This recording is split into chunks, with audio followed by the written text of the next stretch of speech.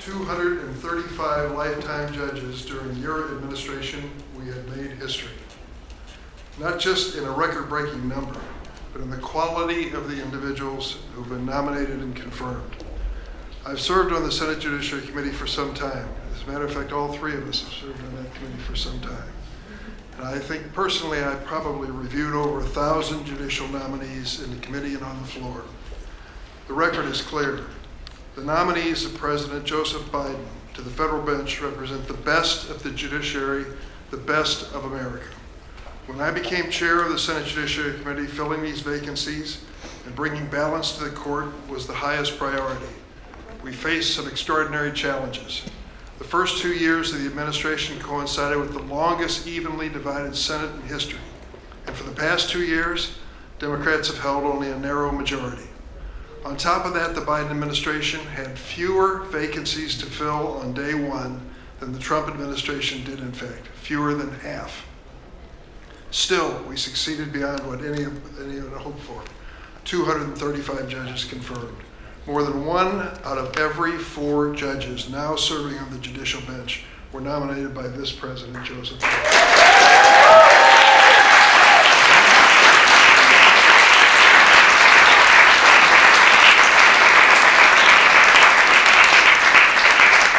Because of the arcane and challenging rules of the Senate Judiciary Committee, the Democratic members had to be literally sitting in their seats when the roll call was taken for each and every nominee, 235 times.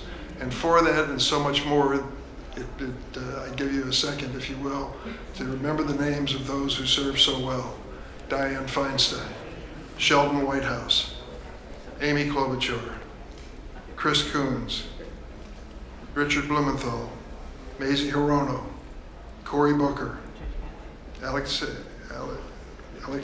Padilla, John Ossoff, Senator Butler, and Senator Welch. They deserve a round of applause.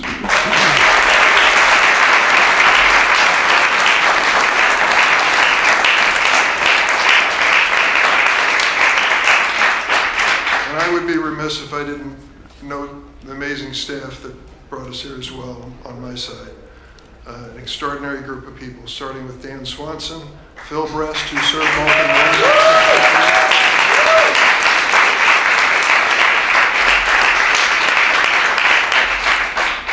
Sarah Bauer, Chanel Dornbach, Stephanie Angel, Jess Clay, Malik Simmons on the whips part on the floor, and of course, Joe Zogby, the staff director.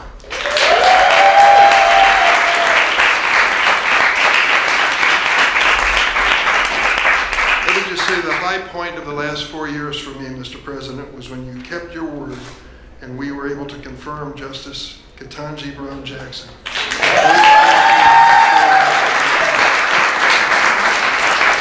you're going to be the first, you've got to be the best, and she is. Certainly the best by every single measure. You kept your word to nominate her, and we have done a great favor to the nation by following through. Let me say in closing this, we are proud of the fact that these nominees had bipartisan support. More than 80% of them received bipartisan support for passing. I also want to thank my friend and colleague of many years, Chuck Schumer. I nagged him and beat up on him and twisted his arm and did everything I could to get our nominees on the calendar, and he came through with flying colors. In fact, in the closing weeks of this session, that was really the focus of our activity, to make sure that we reach this 235 number. Thanks, Chuck.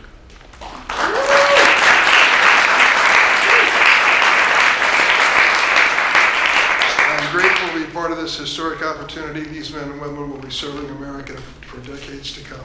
My friend, Chuck Schumer.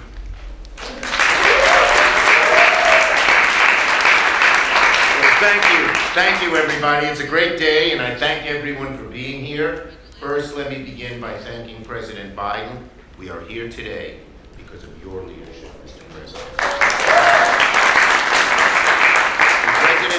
With President Biden working by our side, Senate Democrats have confirmed 235 judges, more than any majority has confirmed in decades. This is historic. We've confirmed more judges than were confirmed under the previous administration, so something no one thought we could do. In fact, we confirmed more judges than under any administration going back decades.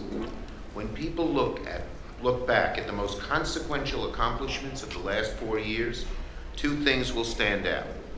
The legislation we passed between 2021 and 2022, and the historic judges we confirmed to the bench. Now, these are amazing accomplishments.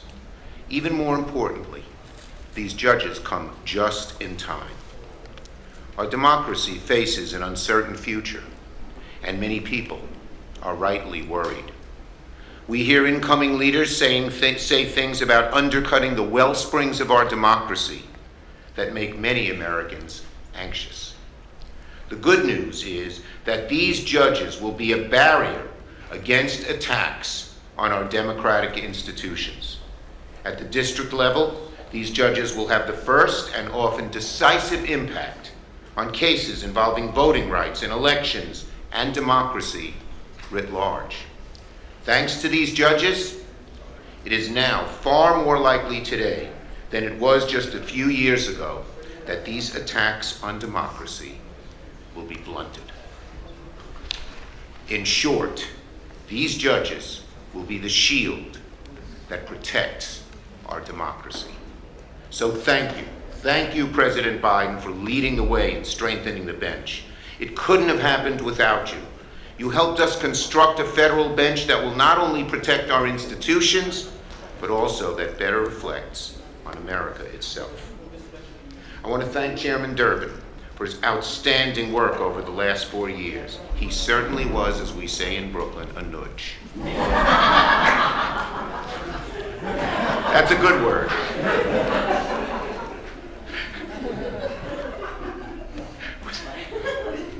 Without Chairman Durbin, we could not have confirmed so many judges in such a short amount of time. He's been an excellent and diligent partner every step of the way. I want to thank all of his staff and the judiciary staff and my staff, Evan, who was here, my great counsel, for the great job they have done. I want to thank also Vice President Harris, who helped us confirm many of these nominees by a deciding vote. Many of them were 50-50.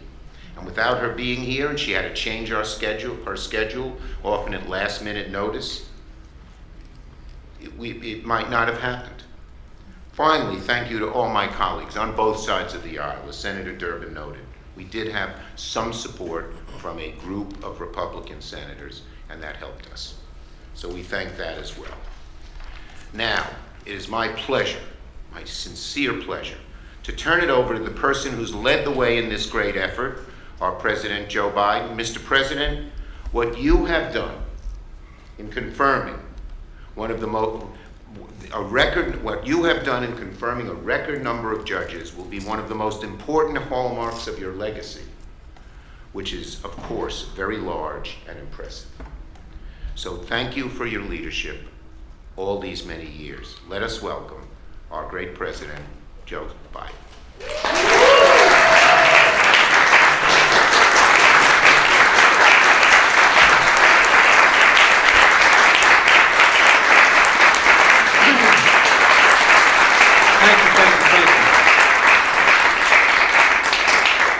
I'm sure you're clapping because I finally showed up.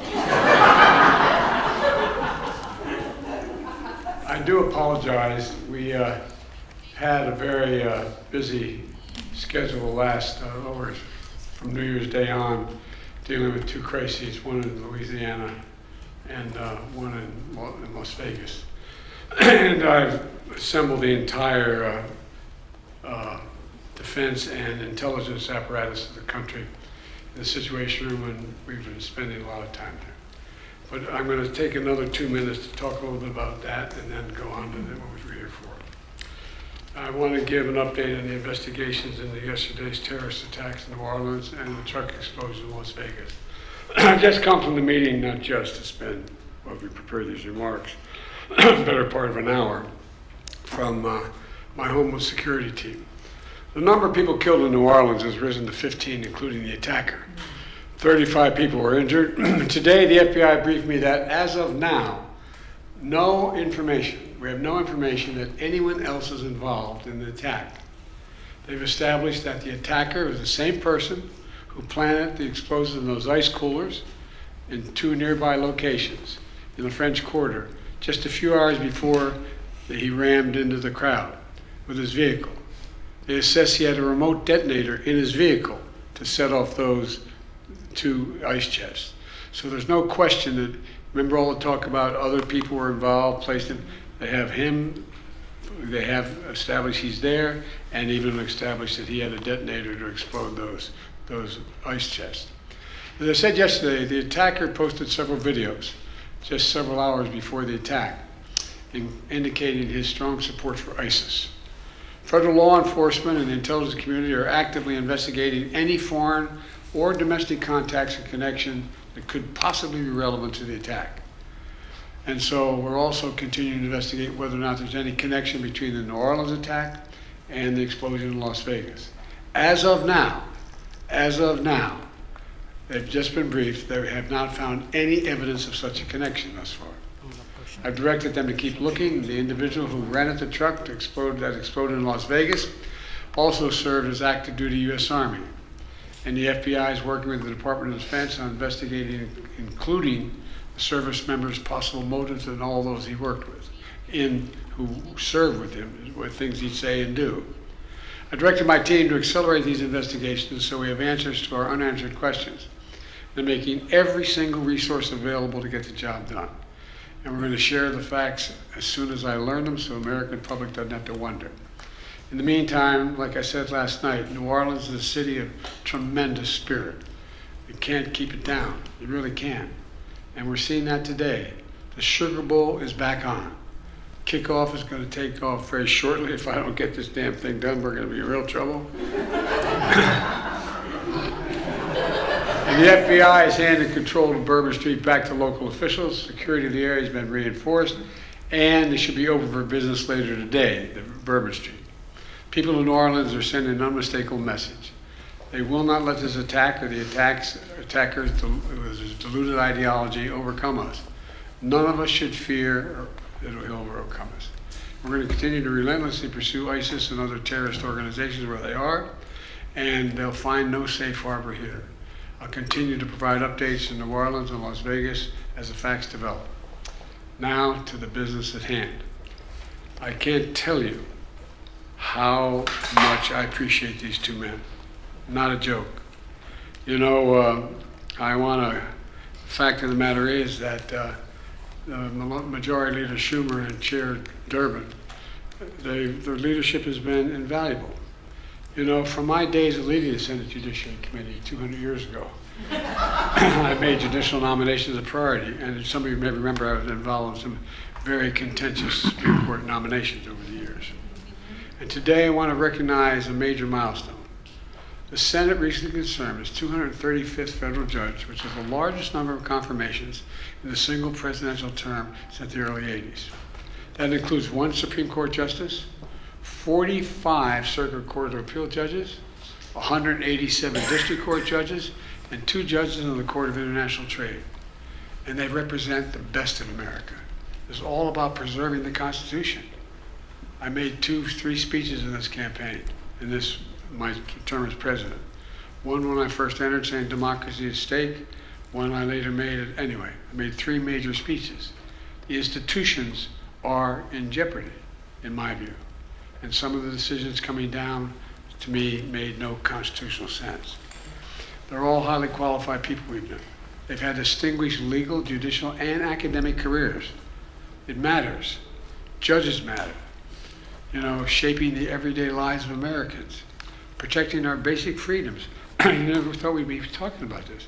Defending constitutional liberties, respecting the idea precedent matters. Precedent matters.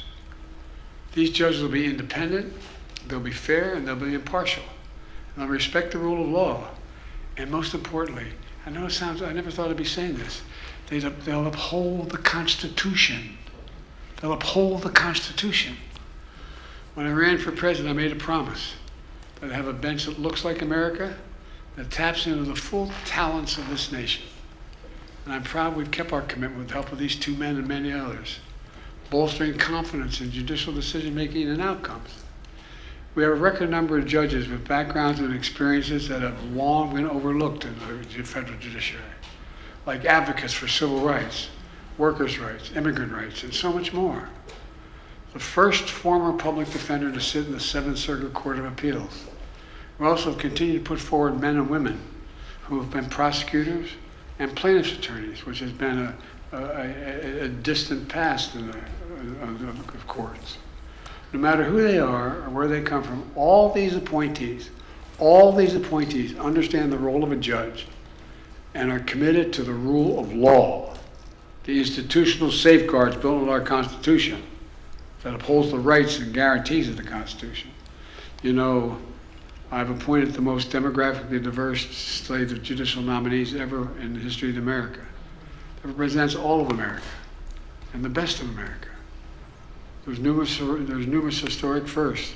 The first black woman in the United States Supreme Court. I made that promise and we kept it. More black women in the courts of appeals than every other previous administration in American history combined.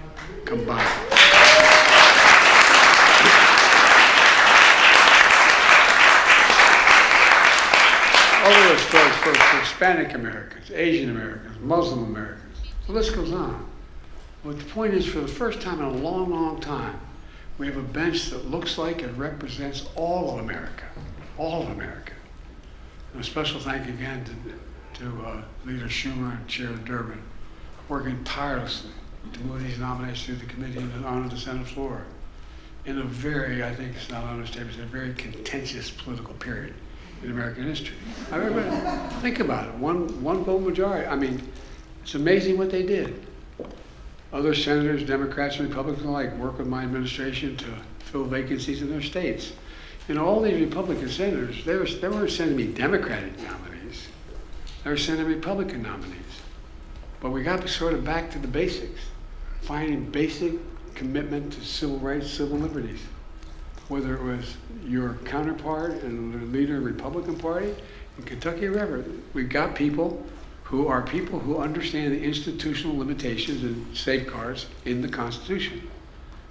I don't want to get anyone in trouble. This includes some of my conservative friends in Indiana, Oklahoma, South Dakota, and Texas. But they're also got appointed, and they're not Democrats. But they understand the institutional structure of the court. Together, these judges are going to hear cases on issues ruling from everything as whether Americans can cast their ballot. I mean, literally, how they can cast their ballot. When will we count it? Whether workers can unionize.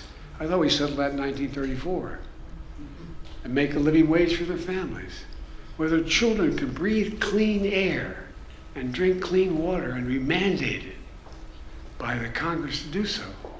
These judges also are a vital check on the excesses of other branches of government, including Congress and the executive branch when they overreach and run afoul of the constitutional and institutional safeguards.